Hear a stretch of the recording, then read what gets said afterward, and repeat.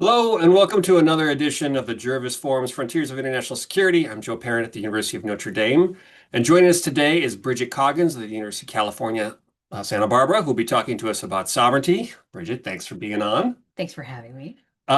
Bridget is one of the world's experts in sovereignty, and we're going to talk about what it is, how it works or doesn't, and then what we know about it and what we have yet to learn about it that would be exciting. So, over to you, Bridget. What's sovereignty? Sure. Sovereignty is what we would call in international relations research, or the scholarly field of international relations, one of the building blocks, one of the kind of formative pieces of the international system. And sovereignty is something that has two pillars. We call them the twin pillars of sovereignty. Internal sovereignty, which means control over and authority over those that are within your borders, political decision making within your borders, and that sort of thing. And external sovereignty, which is recognition by those outside that you are the authority within those borders and a mutual respect for those borders. So a non-intervention that comes along with that mutual recognition, saying, I recognize that whatever happens in your borders is your business, so long as you also recognize that whatever happens in my borders is my business, right? My polity. And so these twin principles and their inner working have helped to maintain our system in relative stability and relative kind of status quo orientation for a number of decades. How many? How far back does this go? Yeah. So the idea of sovereignty was there a long time ago.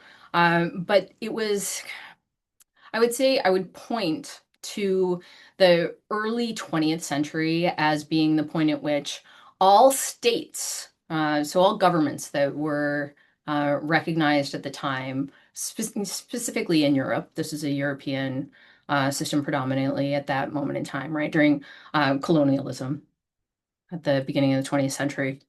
They were all mutually recognized. And the exchange was pretty routine and it meant the same thing to everyone by that point in time. So that was when it was fully institutionalized. Now, that doesn't mean that everyone that had governments was sovereign, right? As we know, for example, in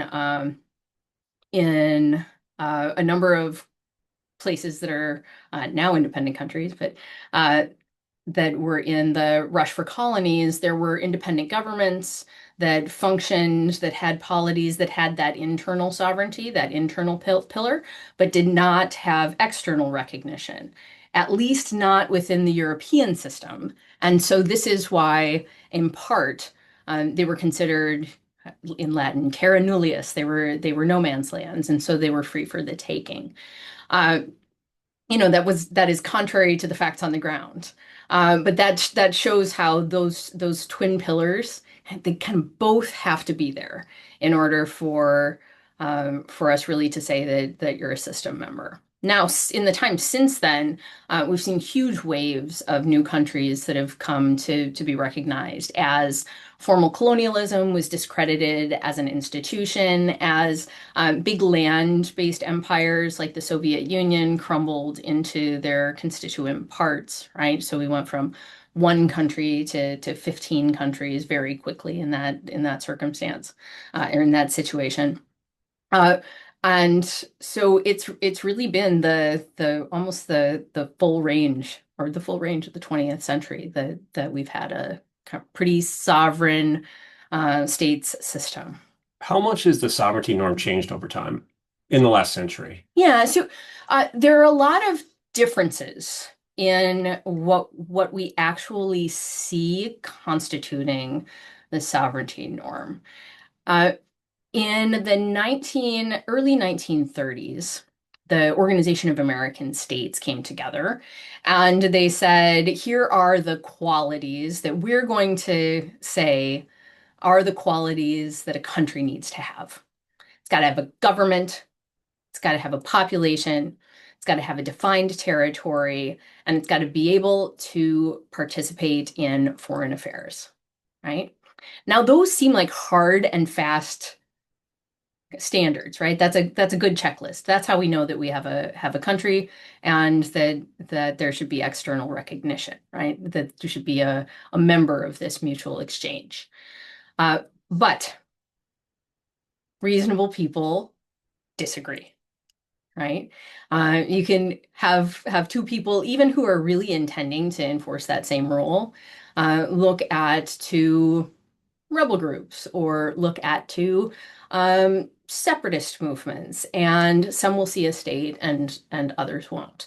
And so that norm, that written norm, has been there since 1933, 1931, 1933. You might have to check my date. It's the Montevideo Convention. You can Google it. But it's been there for a number of years. But how countries interpret that standard really changes. And because the sovereign state system is an anarchic system, and that means that no one is really there to, there's no alternative arbiter to enforce the rules or enforce the norms, right? Make an ultimate determination for all of the states in the system. They make their own choices. And so what we see is that recognition really depends. It's in the eye of the beholder in some sense. Now, there are really interesting political dynamics surrounding recognition. So it's not just the facts on the ground, it's also what your friends and allies and partners and threats are doing. But we've seen it really change. And it's funny that you should ask about this because the kind of changes in the new members of the international system is the topic of my first book. So that Which you should all buy. So that one is called Anarchy. No, it is not. It is called it is called Power Politics. Right behind you. I can get it for you. I'm here to talk about a different book, but it's called Power Politics and State Formation in the 20th century. So it's looking at essentially what I argue is that great power politics are really important in determining how this norm of sovereignty gets interpreted in new states, is embodied in new states. And while there are a few countries that really unambiguously, before they became countries, hit those government, territory, population, ability to engage in international affairs, and they were done and dusted. What happens much more often is you are in the middle of war, you're in the middle of hostilities, things are still very much in flux, and that's when recognition happens.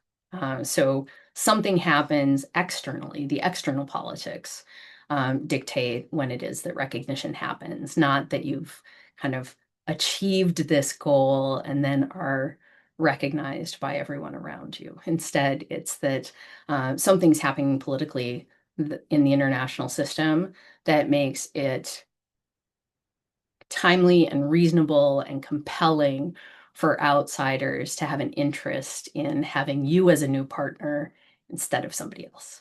Nice. So since you're the expert, I wanted to talk about the rise and decline of responsibility to protect. Sure. If you could give them a quick primer on that, that would be awesome. Sure. So in terms of sovereignty norms and the limitations of those norms, as the international system became more and more institutionalized and entangled, as human rights and international law became a kind of boom industry in international politics, there's an idea that not only should sovereign states have rights, right? These negative rights. You leave me alone, I'll leave you alone. This is my business, this is your business. But human rights came to be seen as something that individuals were endowed with that was in contrast or beyond and above their government's rights over them. And so Because of this, states now um, were not only powerful, but they were also responsible, right? And responsible to their populations, and responsible to their populations' well-being, but also responsible to not transgress some of those most basic fundamental rights that we were all born with, right? And those are human rights. So those were first documented formally within the United Nations as the International Declaration. And that has become part of the founding of the Charter of the United Nations that has gone on since 1945. Uh, and so the responsibility to protect your population means not only that they're responsible, but second, that states that are part of the United Nations and part of this international community have agreed that there are limitations and that it is actually our business what's happening in your state if you are fundamentally violating the rights and responsibilities that you have to your own population. So that is an expansion and something that's really tricky for the traditional definition or traditional norm of sovereignty. And it really acts in contravention to that norm. But most states in the international system are actually quite happy to have that as a principle. There are some red lines, right? Most states in the international system, most state leaders in the international system would agree that if I'm committing genocide against my own population, that I should not, and that the international community should act, right? Part of the genesis of the United Nations as the United Nations is World War II and the Holocaust, and of course, it should seem implied that would be something that we would, at least as an international community, attempt to stop, even if it's happening just within the borders of your country, just for your own population. Where it gets more tricky is where it starts to be something that's much more limited than that. So many governments across time and in different circumstances, but especially in wartime circumstances, uh, do things like deprive life from civilian populations, do things like commit war crimes against their civilian populations, or gravely restrict movement, or do something that is, you know, differential based upon different political groups and affiliations, or different religious or ethnic groups and affiliations. And that's where much of the conflict about the responsibility to protect, or R2P, is these days. It's where is that line? When does it become the international community's business to not just kind of see and say something about problems that are happening in another country, which everyone is fairly fine with talking about it, discussing it, having international forums about it, reporting about it. But when does it become a responsibility to intervene, to actually do something about it, to make it stop, or to wind it back, right? And there is no agreement about kind of how expansive or how limited that role should be right now. So with the global shift to the right, where is the debate right now on R2P? Yeah. I think it depends on who you're debating. Uh, uh, I don't know how many of the folks that are watching also watched President Trump's opening speech at the United Nations. Um, Probably not many. It was a stem winder of a talk, of a speech, quite long. But I was watching it, and one of the things that is going to be at the kind of a cornerstone of the American approach to the United Nations right now is sovereignty. And what the Trump administration means by sovereignty is pulling back to a much more kind of historical and limited idea about what sovereignty means. Much less responsibility, much more I do what I want, you do what you want. And so therefore also a diminishment of the United Nations itself, we think, so far.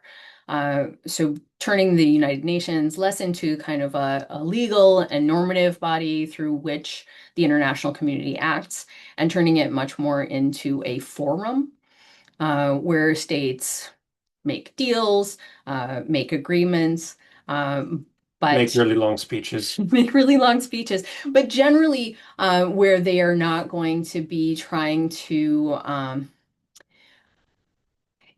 not going to be unraveling thorny issues amongst amongst each other about how to kind of best govern and advance human dignity, right? No black Um, helicopters in the middle of the night. I don't think so. I mean, we could see an American foreign policy that's actually much more muscular and attempting to kind of use the United Nations as a tool of American foreign policy. But I think that that's unlikely, just given the pullback that we've seen in funding and participation so far. So, for example, the United States.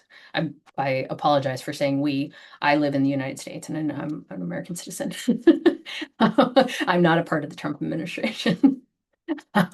Um, so the United States is pulled out, is in the process of withdrawing from the World Health Organization, for example, and has pulled back just a ton of funding that would normally be working through that institution. So I think that if we were really uh, primed to do much work through the UN, that we would be working to try and make sure that it was a kind of healthy and happy and well-funded institution instead of withdrawing funds. And have the Europeans shown any appetite to step up? I think that I think that the European Union is struggling to figure out what to do right now. They are not my area of expertise. I work mostly on kind of failing and fledgling states, so states that are just at the edge of that sovereignty, either on the front end or the tail end. But I would say that Europe is very much looking to itself more, but also looking uh, to figure out how to maintain its special relationship with the United States and especially the NATO alliance, because they feel very threatened right now. Uh, and at the same time trying to at least some of them, especially the those countries that haven't experienced as much backsliding, uh, maintain what they have amongst themselves. And there's this alternative layer of international organizations or international organization among the Europeans themselves, right? And they actually have quite robust cooperation that is in danger of collapsing as well. So there's the big international community, and then there's this little European international community that's actually much more critical to its day-to-day survival right now than the big United States, whether kind of politicking at the United Nations. Cool. All right. So can you tell us the neat stuff that we learned about sovereignty over the last generation or so? Sure. One of the things that I'm really interested in uh, is I've told you so far about that politics, international politics, are really important in determining who gets to be a member of the international community and who doesn't, right? So why is it that we're pretty likely to see a kind of fully recognized and independent Kosovo eventually, but we probably are not going to see a fully independent and recognized Western Sahara, right? Even though very, very kind of cut and dry case when it comes to colonial history and its righteousness. Um, One of the things that that implies is that we should see different kind of cohorts of countries come into the international system, depending upon what the politics of the strongest states are.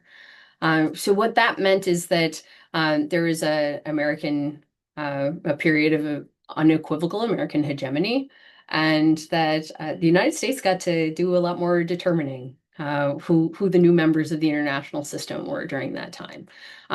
So, for example, South Sudan would not be a country, probably, had it not been for kind of strange interaction, international political interaction, that meant that everyone, all of the powerful states, right, including China, which is typically really non-interventionist, not interested in recognizing, decided in this case, yes, the United States is right.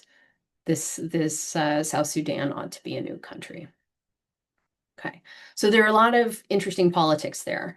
What that also means, though, is that if politics is determining the new countries, uh, that they're not entering on merit. It's not an exclusively merit-based system, right? Uh, Instead, it's a social system, right? Where if you have Like a country club. if you have the right friends, Yeah. right, you get the benefits. That doesn't actually necessarily mean, though, that over the long term, you're going to be so good at the countrying part, the governing part, the internal sovereignty part. Never heard country as a verb. Thank you for expanding my vocabulary. You could be, you might be. Maybe it's a kind of mentorship program where you join the international community and you become, because of the benefits, it's substantial benefits, you become stronger and stronger, more capable over time, and it just takes you a little while to catch up. It could also mean that there are a number of new countries that are going to enter the international community that aren't really going to ever achieve that, right? Maybe the outside recognizers think, I'm doing South Sudan a favor by recognizing it, and then my job is done here, right? And if that's the case, then we're recognizing countries that are only bound to fail long term. And so I'm very interested in whether or not that's actually the case, whether or not state failure is coming from these new countries who weren't actually kind of capable and ready to govern and didn't get the mentorship that they needed along the way. And so this is really what has led me to state failure. Is it social promotion, right? Right. That's leading to these bad outcomes that we now see in places like South Sudan, where maybe we should have had an alternative arrangement, where other borders and other political communities might have been more stable and made more sense. And perhaps that's in the guise of alternative sovereign countries. But it also might be the case that we ought to reconsider other forms of organization that might be better for certain circumstances. Like, I don't know. I mean, we've heard people talk about things like the resurgence of city-states. So Singapore is a city-state, right? It's a teeny little territory. It's really a city that is a state, and it seems to work pretty well. That's a really different.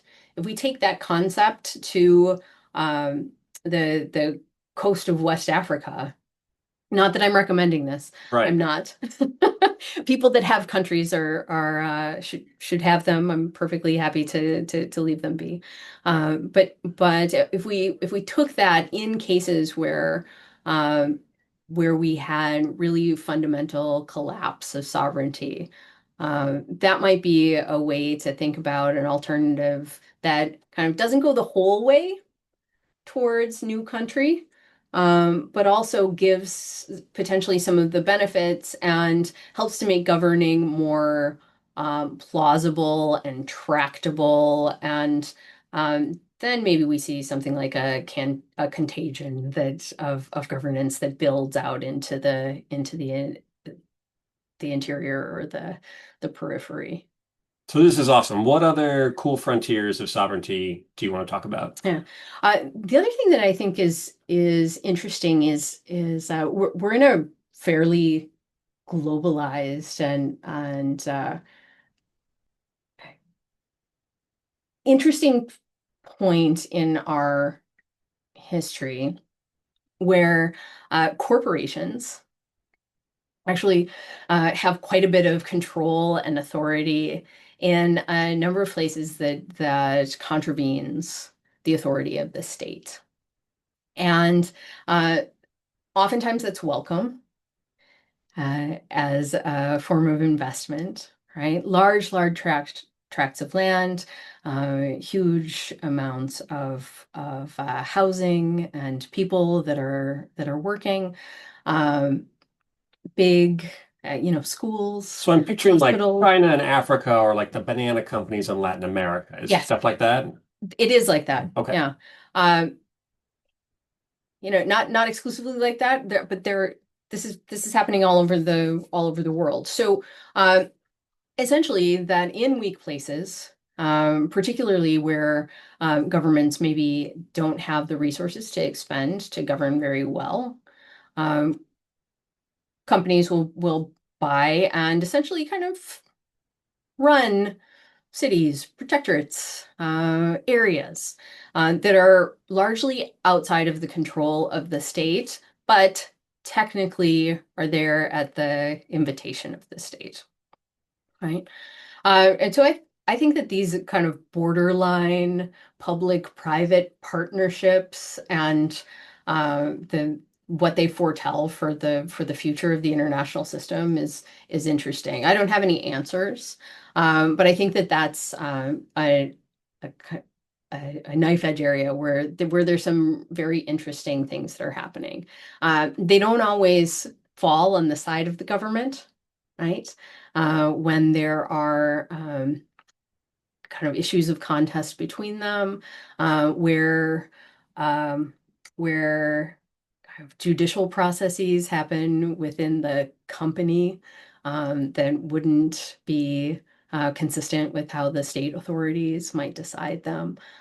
We can see this, and so we see this in legal cases, in courts, and often they happen in international courts instead of in domestic courts because these are typically multinational corporations that have foreign ownership and are there at the pleasure of the state. So I think that there's a lot of interesting case law, interesting conflict, interesting issues for sovereignty going forward when it comes to these places. Okay, last question, just because you piqued my interest. How does the sovereignty literature crowd talk to the private military crowd or security contractors?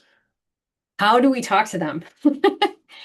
So right now, uh, I would say that the world's authority on private security contractors is Deborah Avant, and she's in at Denver. So I would first kind of look at her stuff.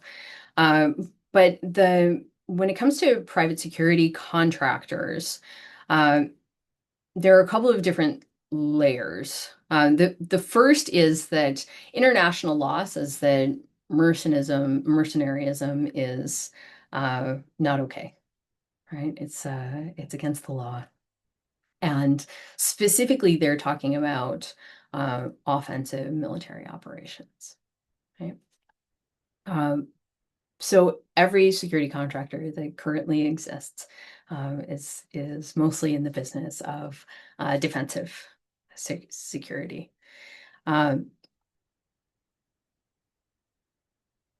there are different. That said, there are really different models for what those contractors, what those corporations, what they look like. Some are as kind of small and thrown together as a bunch of guys that are former cops or special operations or something. They're mostly guys. I'm sorry, ladies.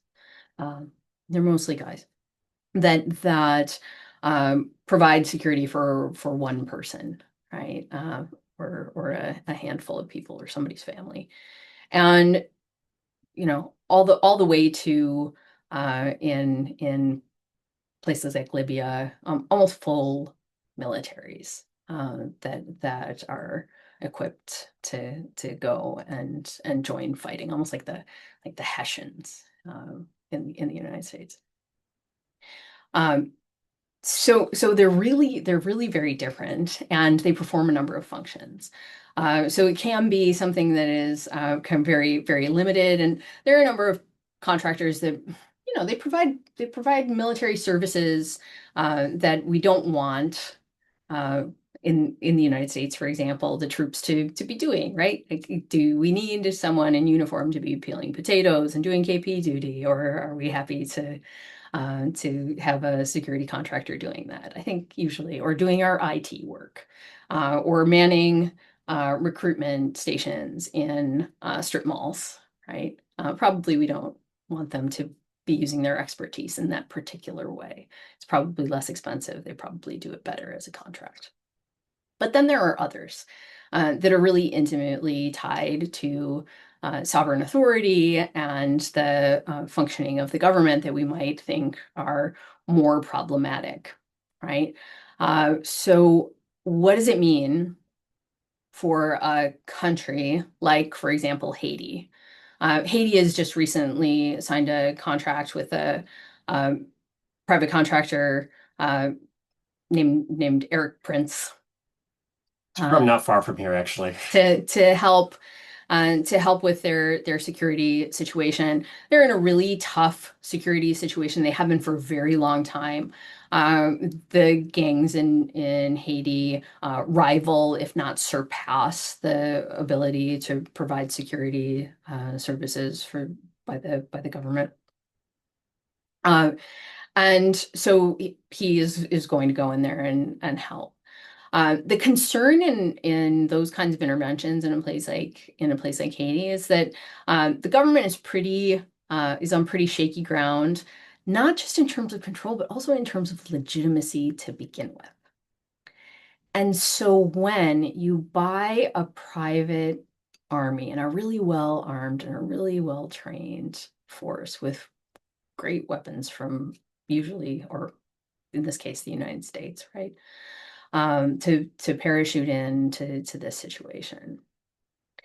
Do we think, because the Haitian government is, like I said, so wobbly right now, do we think if they don't like the way that Prince is operating, that they're going to be able to successfully push back, right? Or if Prince's guys do something that definitely crosses the line, do we think that the Haitian government is going to be able to put them in jail and put them on trial, and that they will have to serve their time there, right?